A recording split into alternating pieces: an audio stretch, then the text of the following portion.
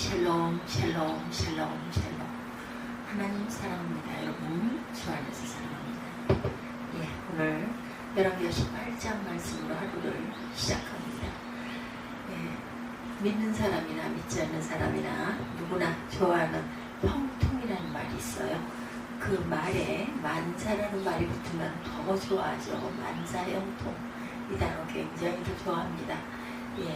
흔히 형통이라고 하면 무조건 잘 되는 것으로 생각을 하는데 이 세상에 살 동안 그런 의미의 형통은 없습니다. 세상에 아무런 어려움도 없이 모든 일이 척척되는 사람이 없죠.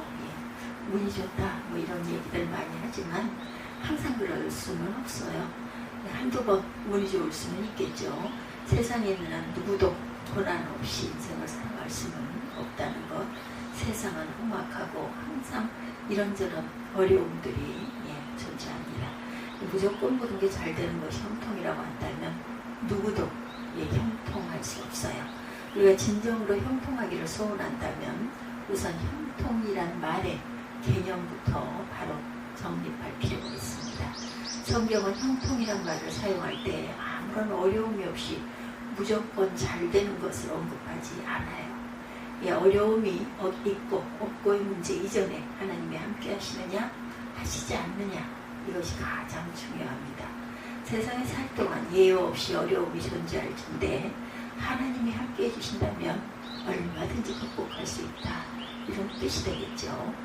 우리가 흔히 모든 것이 합력하여 선을 이룬다는 말을 하는데 로마서 8장 28절 말씀이죠. 바로 그것이 진정한 형통이라는 의미입니다.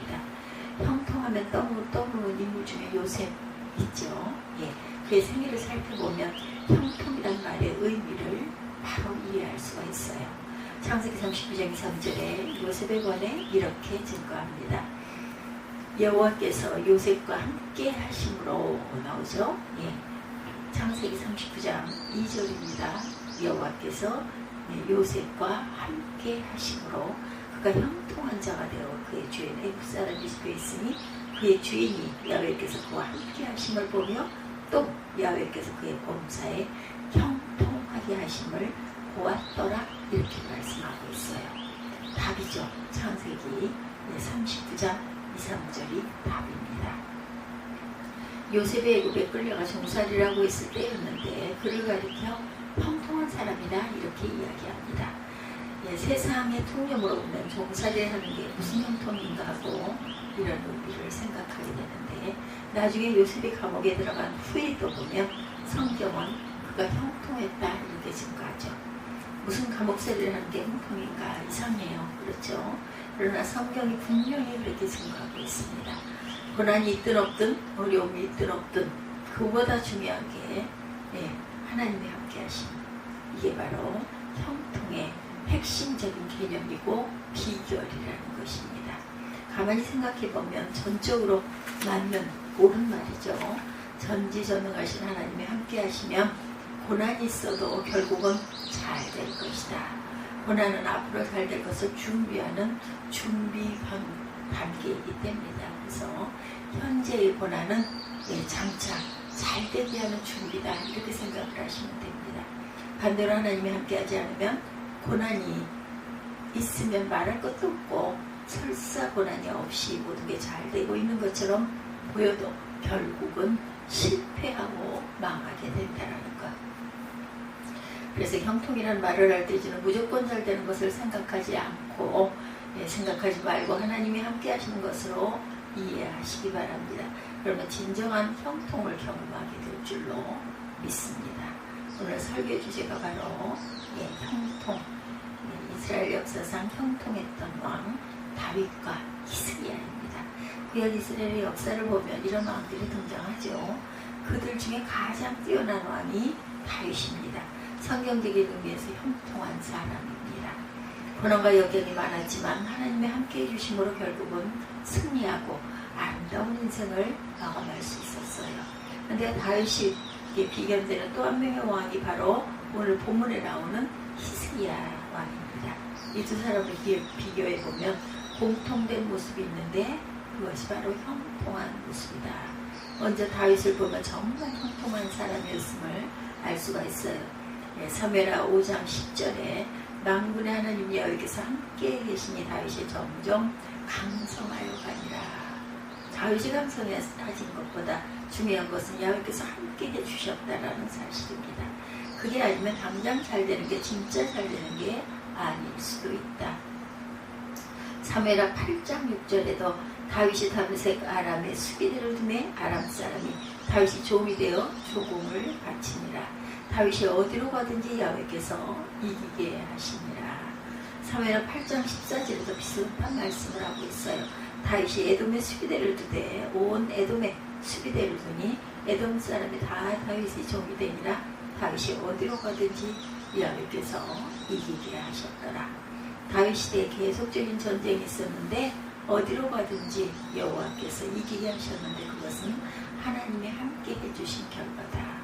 이렇게 해서 다윗의 생애가 흘러가는데 역대상 29장 28절은 그의 생애를 전적으로 이렇게 요약합니다. 그가 나이 많아 늙도록 부하고 존귀를 누리다 죽음에 그의 아들 솔로몬이 대신하여 왕이 되니라. 다윗의 생애 가운데 고난이나 역경이 하나도 없이 승리만 있었고 부귀영화만 있었는가? 아니죠. 중요한 것은 하나님이 함께 해주십니다. 그러니 고난이나 역경도 결국은 승리가 되고 축복이 되었다는 뜻입니다. 다윗이 이와 같은 형통을 체험했기에 마지막 임종시에 아들 솔로몬에게 더 나아가 모든 후손에게 유언합니다.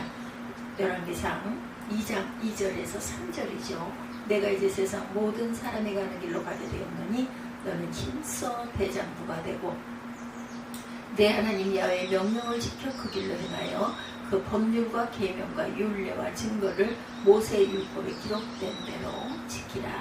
그리하면 내가 무엇을 하든지 어디로 가든지 형통하리라. 형통하려면 하나님 말씀을 따라 살라는 것입니다. 그러면 하나님이 함께 해주신다. 반드시 승리할 수 있음을 강조합니다. 이 많은 고난이 전혀 없을 것이라는 의미가 아니죠. 하나님이 함께 해주시는 일이든지 결국은 승리로 인도될 것. 하나님과 함께 해주시기에 어떤 일이든지 결국은 승리로 인도될 것을 의미해요. 고난스러워도 그것을 잘 극복하고 가면 결국은 승리다, 이깁니다. 역사를 보면 이스라엘의 여러 왕들의 생애를 묘수할 때 그 기준을 다윗을 삼습니다. 아무개가 다윗의 길을 갔다 혹은 아무개가 다윗의 길을 가지 않았다, 이렇게 비견되죠. 다윗과 정반대에 있는 왕이 여로보암 왕, 솔로몬의 아들 르호보암 시대에 그 반역이 일어나죠. 쿠데타 뭐 이렇게 얘기하죠. 북이스라엘 왕국을 건국한 왕이 바로 여로보암입니다. 그때부터 이스라엘이 남유다 왕국과 북이스라엘 왕국으로 분단의 시대를 겪게 되죠. 여로보암 정권의 야욕을 위해 하나님을 배반하고 우상 숭배하고 백성을 타락의 길로 오도합니다. 그런 자에게 하나님이 함께 해주시기가 만무해요. 겉으로 보면 정권도 잡고 모든 일이 잘 되는 것처럼 보였지만 결국은 멸망으로 귀결된다. 그러니 누누이 말씀드리거니와 당장 잘 되는 게 중요한 것이 아니고 하나님이 인정해 주시고 함께 해 주시는 게 형통의 핵심이다. 본문에 나오는 히스기야는 하나님이 함께 해주시는 성경적인 형통을 경험한 왕이죠. 흔히 다윗과 가장 많이 닮았다고 해서 제2의 다윗이다 이렇게 부르기도 합니다. 그는 남유다 왕국의 13대 왕으로 29년 동안 재위했어요. 본문에 그의 생애를 가리켜 열왕기하 18장 7절을 보면 야훼께서 그와 함께 하심에 그가 어디로 가든지 형통하였더라 이렇게 말씀하고 있습니다. 창세기 39장 2, 3절에도 그렇죠. 함께 하심이 형통하였다 이렇게 말씀했던 것과 똑같은 의미를 담고 있어요. 요셉에 관해서 그렇게 증거했죠. 39장 2절 다시 보면 야훼께서 요셉과 함께 계심으로 그가 형통한 자가 되고 그의 주인 애굽 사람의 집에 있으니 그의 주인이 야훼께서 그와 함께 하심을 보며 또 야훼께서 그의 범사에 형통하게 하심을 보았더라. 여러분들 잊지 마시고 창세기 39장 2, 3절 말씀 항상 입술로 고백하시기 바랍니다. 어디로 가든지 또한 다윗에게도 마찬가지로 함께 하심으로 형통 형통하게 되었더라. 이 말씀을 잊지 마시기 바랍니다. 다윗과 누구요? 요셉입니다. 그런데 본문에 히스기야도 마찬가지다. 하나님이 함께 해주시는 성경적인 형통을 경험한 왕이다.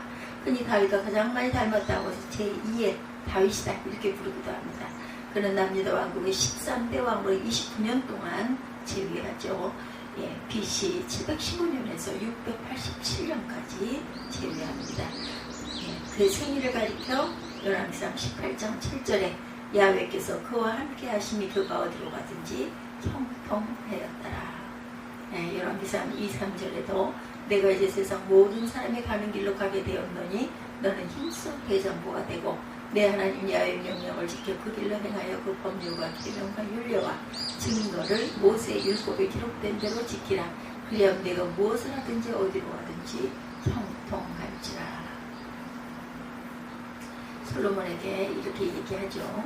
하나님이 나와 함께 하심으로 내가 형통했다. 이렇게 말했던 그러한 다윗이 아들에게 그런 말을 하죠. 사무엘하 8장 14절에도 다윗이 에돔의 수비대를 두되 온 에돔의 수비대를 두니 에돔 사람이 다 다윗의 종이 되니라. 다윗이 어디로 가든지 야훼께서 이기게 하셨더라. 이긴 것도 하나님께서 이기게 하셨다. 잊지 마시기 바랍니다. 항상 역대상 29장 28절에도 전체적으로 그가 나이 많아 늙고 부하고 종기를 누리다 죽음에 그의 아들 솔로몬이 대신하여 왕이 되었고 왕이 된 솔로몬에게 왕상 2장 3절에 이제 세상 모든 사람이 가는 길로 내가 가네 너는 힘써 대장부가 되어라. 또한 내 하나님 야훼의 명령을 지켜 그 길로 행하여 법률과 계명과 율례와 증거를 모세의 율법에 기록된 대로 지키라. 그래야면 내가 무엇을 하든지 어디로 가든지 형통할지라. 다윗의 길을 갔다. 아무개가 다윗의 길을 가지 않았다. 다윗과 정반대에 있는 왕 여로보암이죠. 솔로몬의 아들 로보암 시대에 쿠데타가 일어나가지고 남과 북이 갈렸고 그때부터 이스라엘이 남유다 왕국과 북이스라엘로 나뉘었다라는 거예요.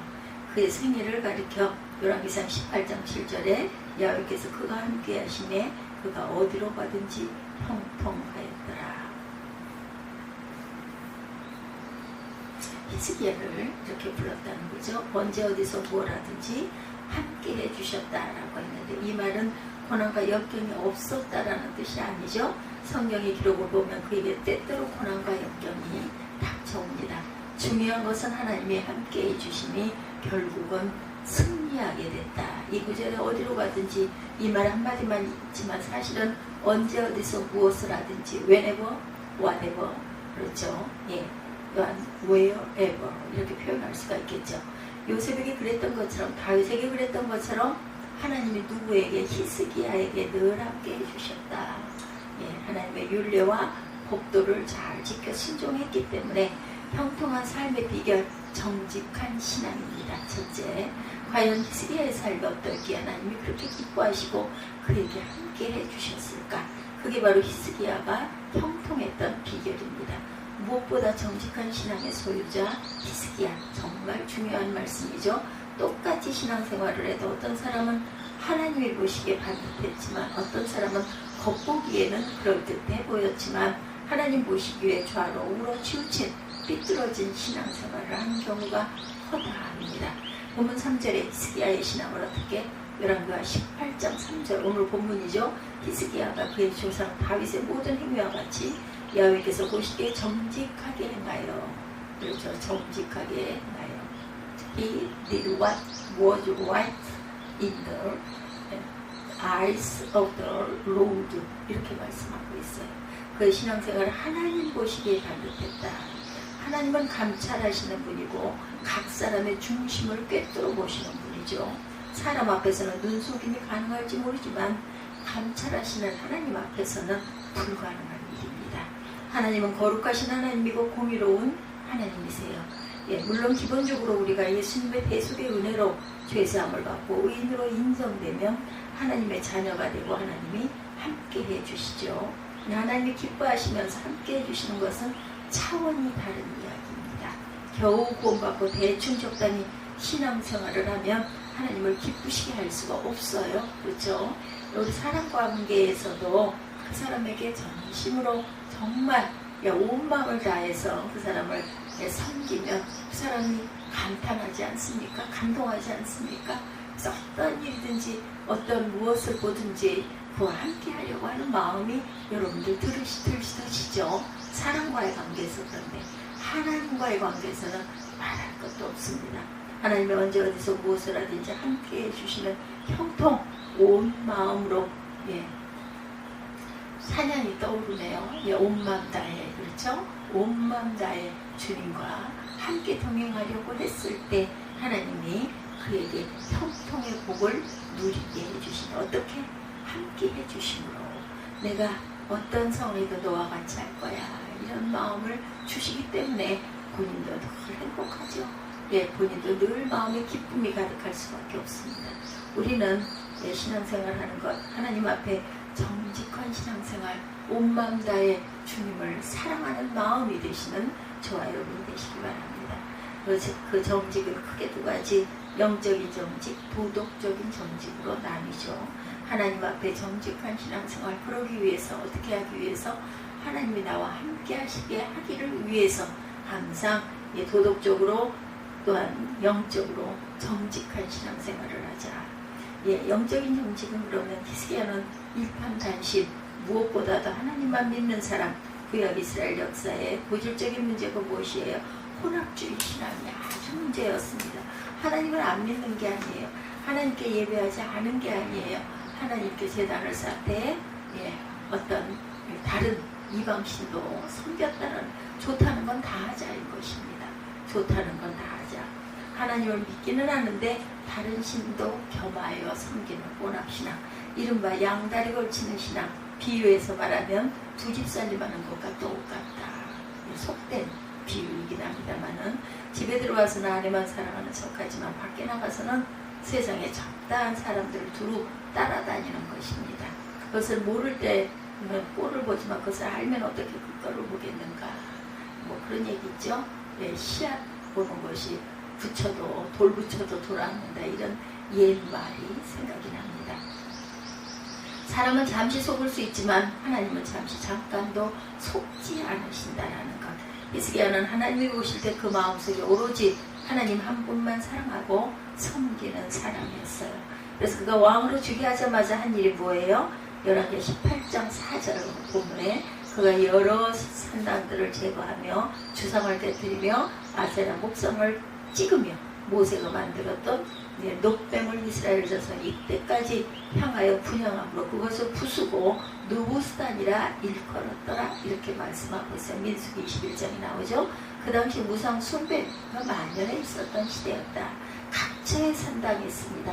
예루살렘 성전 예배가 기본인데 산당에서 제사하는 것은 엄연히 우상 숭배였다는 것, 주상이나 묵상한 우상의 신상들이었습니다. 심지어 모세가 광야 시대에 불뱀에 물려 죽어가는 백성을 구원하고자 하나님의 지시대로 만들었던 녹뱀을 우상시하고 섬기기도 했다라는 거예요.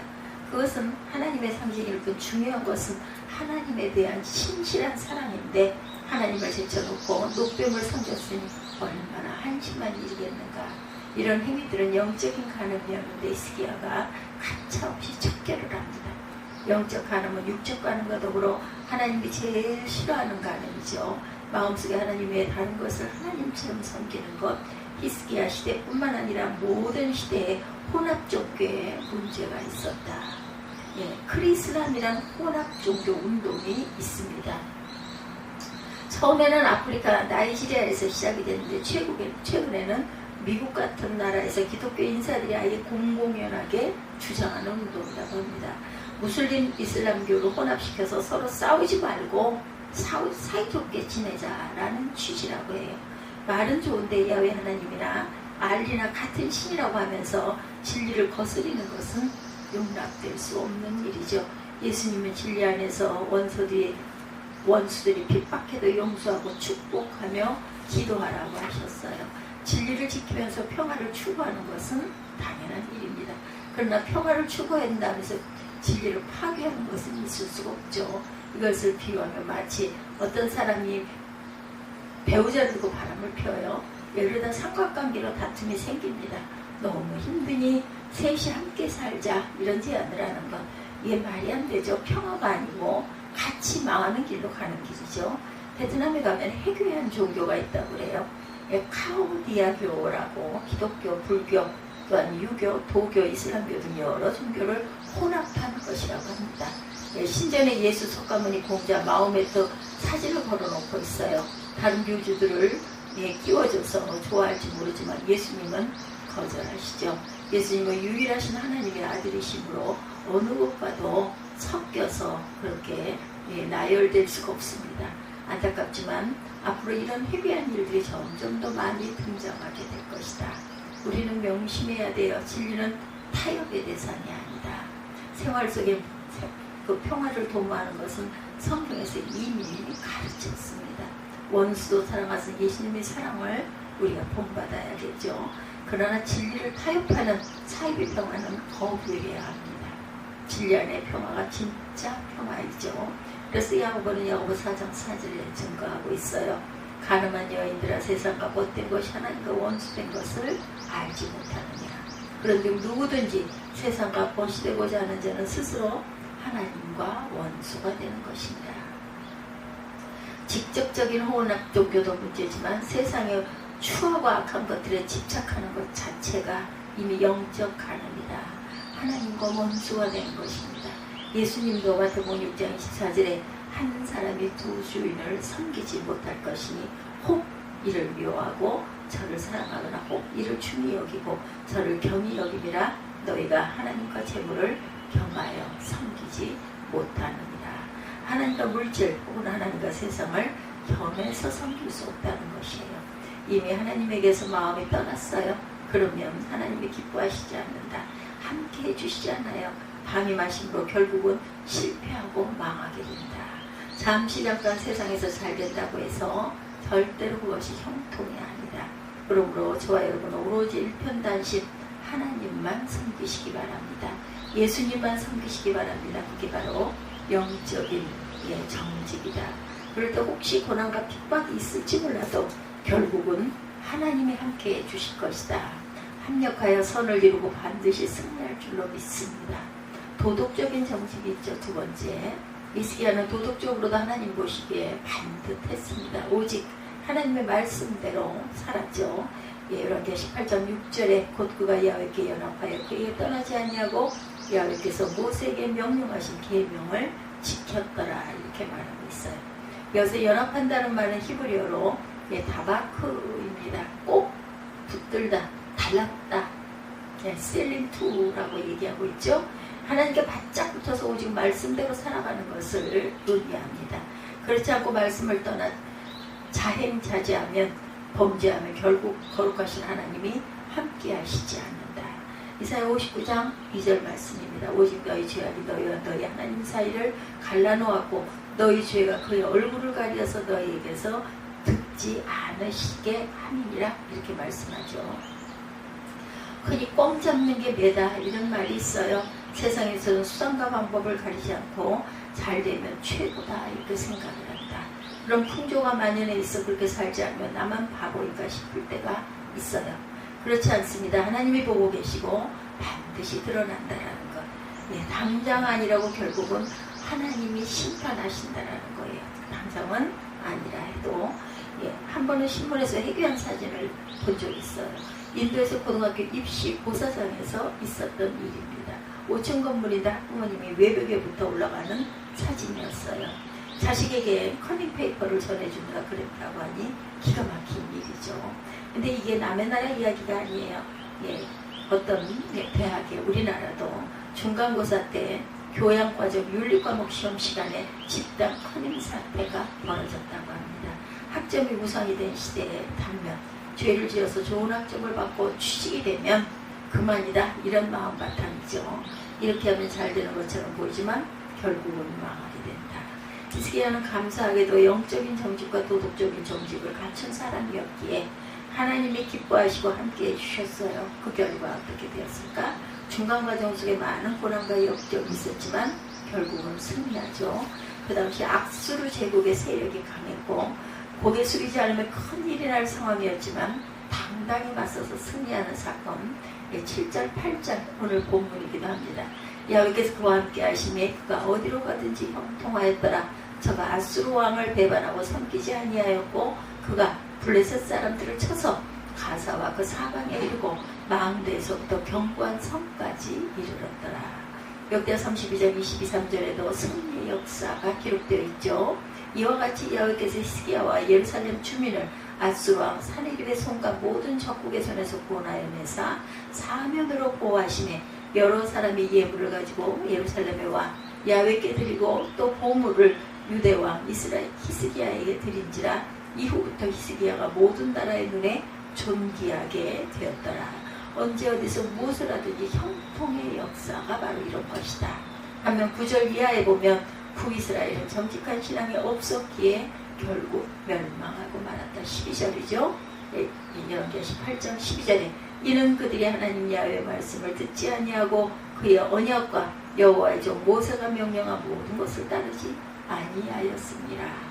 하나님이 배반하고 그 말씀을 따르지 않은 것, 결국 아수르 제국에 의해서 BC 722년에 멸망하고 만다. 하나님을 배반하고 말씀대로 살지 않으면 이런 결과가 온다라는 것입니다. 여러분들 성경적인 형통의 원리는 단순하고 명백합니다. 마음 중심에 오직 하나님만 사랑하고 하나님의 말씀을 철저히 지키며 살면 하나님이 늘 함께 해주셔서 형통한 복을 받게 된다는 것. 설사 고난이 와도 결국은 승리한다. 우리가 언제 어디서 무엇을 하든지 정직한 신앙을 지키면 하나님도 언제 어디서 무엇을 하든지 함께 해주신다. 출애굽 후 모세가 세상을 떠나고 여호수아가 새로운 지도자가 됐을 때 가나안 땅에 들어가야 되는데 얼마나 두려웠겠는가. 그때 하나님이 그에게 나타나 말씀하시죠. 여호수아 1장 8~9절입니다. 율법책을 내 입에서 떠나지 말게 하며 주야로 그것을 묵상하여 그 안에 기록된 대로 다 지켜 행하라. 그리하면 내 길이 평탄하게 될 것이며 내가 형통하리라. 내가 내게 명령한 것이 아니냐. 강하고 담대하라.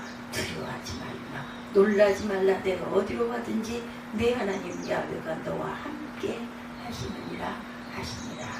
바로 이게 진정한 형통의 비결이라는 것 잊지 마시기 바랍니다. 여호수아 1장 8~9절, 창세기 39장 2~3절. 이외에도 진정한 형통의 원리를 증거하는 구절, 시편 여러분들 잘 아시는 1편 1절부터 3절 말씀입니다. 복 있는 사람은 악인의 꾀를 따르지 아니하며 죄인들의 길에 서지 아니하며 오만한 자의 자리에 앉지 아니하고 오직 야훼의 율법을 즐거워하여 그 율법을 주야로 묵상하는도다. 그는 시냇가에 심은 나무가 철을 따라 열매를 맺으며 그 잎사귀가 마르지 아니함 같으니 그가 하는 모든 일이 다 형통하니라. 아멘. 하나님의 마음을 묵상하고 사는 사람에게는 아무런 고난이 없다. 설사 가뭄이 있다 하더라도, 설사 고난이 있다 하더라도 시냇가에 심은 나무는 시들지 않는 것처럼 결국은 승리한다라고 말씀하셨다는 것을 잊지 않는 저와 여러분들이 되시기를 주님의 이름으로 축복합니다. 시편 128편 1~2절에도 증거합니다. 야훼를 경외하고 그의 길을 걷는 자마다 복이 있도다. 내가 내 손이 수고한 대로 먹을 것이라. 내가 복되고 형통하리로다. 말씀은 인생의 바른 길입니다. 그 길로 정직하게 따라가면 하나님이 늘 함께 해주시고 언제 어디서 무엇을 하든지 승리케 하시는 형통의 복을, 축복을 증거한다라는 것. 그러므로 세상에서 진정한 형통의 인생을 살고 싶다면 영적으로 오직 하나님만 믿고 사랑하시기 바랍니다. 마음속에 다른 것을 품지 마시기 바랍니다. 그리고 우상으로 어떤 것을 너무 섬기지 마시기 바랍니다. 도덕적으로 좌로나 우로나 치우치지 말고 오직 하나님의 말씀의 정도를 걸어가시는 저와 여러분들이 되시기를, 그리하여 형통의 복, 하나님의 함께 해주시는 복을 평생에 누리시기를 주님의 이름으로 축복합니다.